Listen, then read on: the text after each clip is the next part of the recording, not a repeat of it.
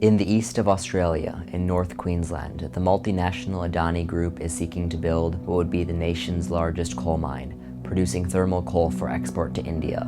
Mr. Speaker, those opposite have an ideological, pathological fear of coal. Despite their commitments under the Paris Agreement, the Australian government has greenlighted this project again and again. In opposition to this mine, some activists have chosen to stand up for a livable future.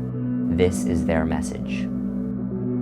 We cannot rely on the government to adhere to the recommendations of the IPCC report unless somewhere someone takes a stand.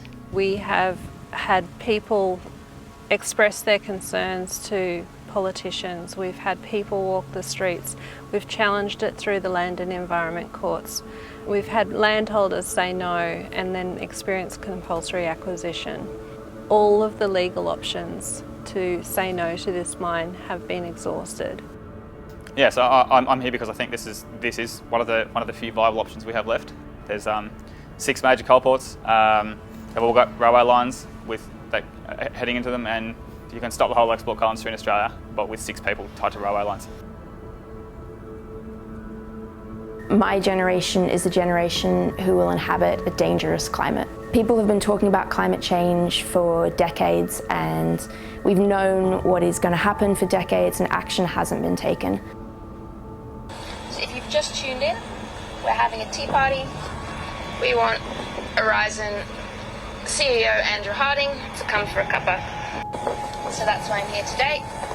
Keep the climate livable for humans, for nature, for island nations, for desert nations,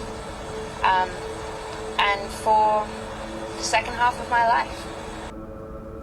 I think people need to start looking at this issue as the biggest threat to life on Earth. No one's going to get out of this unscathed. We have 12 years to transition away from fossil fuels. We've been leaving it in the hands of governments and corporations since the Industrial Revolution, and they've failed us. Don't feel disempowered. Like, we have a power, we have a voice, and there are others that are thinking exactly the same as you are. We're going to win. We'll win.